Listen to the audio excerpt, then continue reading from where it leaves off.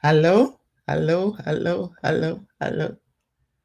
Thank you so much for joining me again as we go through this. So I'm just testing to make sure that you can hear me. Can you all hear me over there, outside, wherever you are? Because we did this session and people could not hear me. So I just want to make sure that people can hear me, and we are starting the show again. Welcome to our Wednesday weekly show as we go through this show again. Earlier, people could not hear me. So now I am redoing it again. How the environment can help you to heal. Welcome to our weekly show. Today is Wednesday, and we are talking about the matters of the heart. And as we go on, I want to see how I can remove this.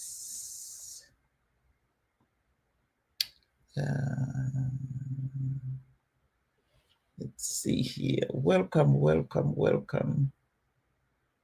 Yes. Yeah. Okay. Yes. Somebody just sent me a message here that they can hear me. So I think we can go ahead.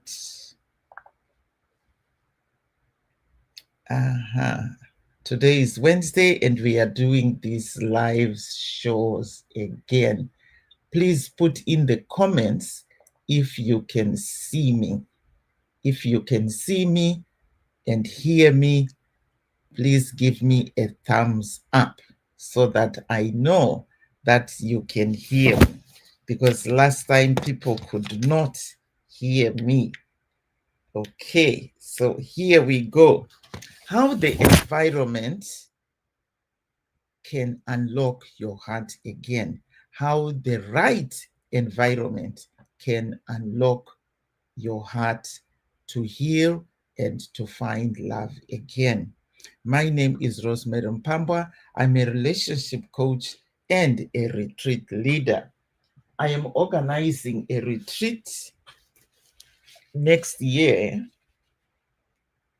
2026, for women that are ready to find love again. Women that have been widowed, divorced, heartbroken, or chronically single. Those that have told themselves, I can never fall in love again because of the heartbreaks that you went through. But I'm here to give you hope, right? My name is Rosemary Mpambwa. I give hope to women that have given up on love. I found love at 60, and I am here to tell you age is just a number. So often we focus on what went wrong in love. You have been heartbroken, you have gone through a tough widowhood. I went through a tough widowhood when I lost the father of my children in Zimbabwe back in 2000. It was tough. I was young, I had 3 kids, and suddenly I was a single mom. So I'm probably talking to you out there because you have gone through this. Nobody applies to be a single mother. Some do, but not very many. Nobody applies to be a widow or a divorcee. And there's no college that trains women to be single parents, even fathers to be single parents, how to be a widow and how to be a divorcee, how to be a single mother. No way. These are the things that we are never taught growing up. But I'm hosting a retreat where we are going to go through all these hurdles, all these predicaments that just end up on your lap. We focus on the heartbreaks, the disappointments, and the loneliness. So it's not usually that you are widowed or you are divorced or you are chronically single. It's what happens around that or after that, after you have gone through the divorce, after you have lost your husband. It's the aftermath, the activities that happen, the people talking, the people pointing at you, the people shaming you, and it's the emotions that you go through. And most of the times, you don't find anybody who has walked the same road as you are doing. But I wanna let you know that I'm creating a retreat where you are going to meet like-minded women that have gone through the same tough times like you. But what if I tell you that the key to healing your heart isn't fixing what's broken? You know, the friendships, the relationships, the in-laws, the friends, your family members, your siblings. What if it's about changing where you are trying to heal? I was in the same environment for over 2 years. And I tell you, I couldn't heal. I couldn't go past the pain, the shame, the heartbreaks, and the people whispering, the pointing of fingers and everything. I couldn't. I had to change. I had to move for me to be able um, to change that. So the truth is your environment has the power to either keep your heart closed or help it to bloom again. When you surround yourself with chaos, criticism, or reminders of the pain, your heart naturally builds a wall to protect you. But this comes with a price. But when you step into an environment filled with peace, support, and loving energy, your heart begins to feel safe again. It starts to soften, and you start to learn how to bring down the walls and to start trusting again. That's what happens in spaces like my retreats that I organize every year. The spaces are designed with intention, beauty, and sisterhood. You begin to exhale like, ah, my goodness. Because when you're going through all this stuff with widowhood and the pain, the shame, you feel like you are carrying a ton of bricks on your shoulders. But when you come to a safe space like my retreat, you feel that load to be taken off your shoulders because there are other women that are going through the same predicament or the same pain that are going to share that load with you. You start to remember who you are. You start to remember who you really are and what you have been missing. You slowly start to believe in yourself, in love again.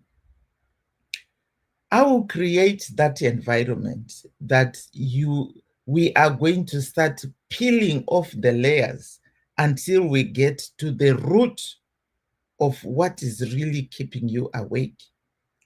And it's not just about romantic love that we are going to be talking about, but it's also self-love, how to love and honor yourself, how to remember your self-worth, how to start rebuilding your self-confidence, your self-esteem, the divine love that you need to create for yourself, the love that flows from other sisterhoods that will be there, and the community that we are going to build around you to support you. The right environment gives you the permission to heal without judgment. When you come to this retreat, I tell you, my sister, we give you space, safe space to be vulnerable without fear of judgment. Because remember, every woman that's going to be there has gone through something that has displaced their peace. They've gone through some pain. So they are not there to judge you, but they are there to learn from you. And they are also there to support you, right? And to be there for you, to listen to you. The right environment will give you the permission to heal. And it's going to whisper, listen, you are safe to open your heart to love again.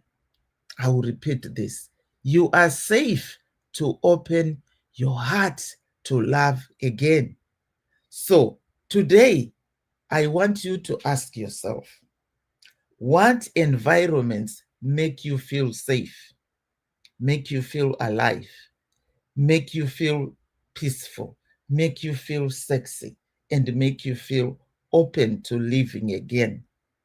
Not just surviving as what you are doing right now. You are surviving on autopilot. That needs to stop. Are you allowing yourself enough time in those spaces to nourish your heart? Are you? Because healing isn't just about time. It's about where and whom you are with that is supporting you. When your heart feels safe, love finds its way into your life again. There is a saying which says, you can never heal or you can never correct something in the same environment it was created. So you can never heal from pain in the same environment that pain was created. Why do I say so? Because there's always the reminders around you, the things that are going to remind you about the pain that you went through. It could be a cologne, it could be some flowers, it could be a place, it could be the people, it could be some colors. In fact, for me, it was the whispers that I would always hear behind my back, the pointing of fingers, and people feeling sorry for you. Sometimes you can never heal if people continue to feel sorry for you, because you are going to treat yourself as a victim. And for you to heal, you will need to move away from that familiar environment and go to a place, to a brand new space where people are going to see who you are, not what you were, but who you are and what you want to be. People will judge you from the things that you do, not what you intend to do.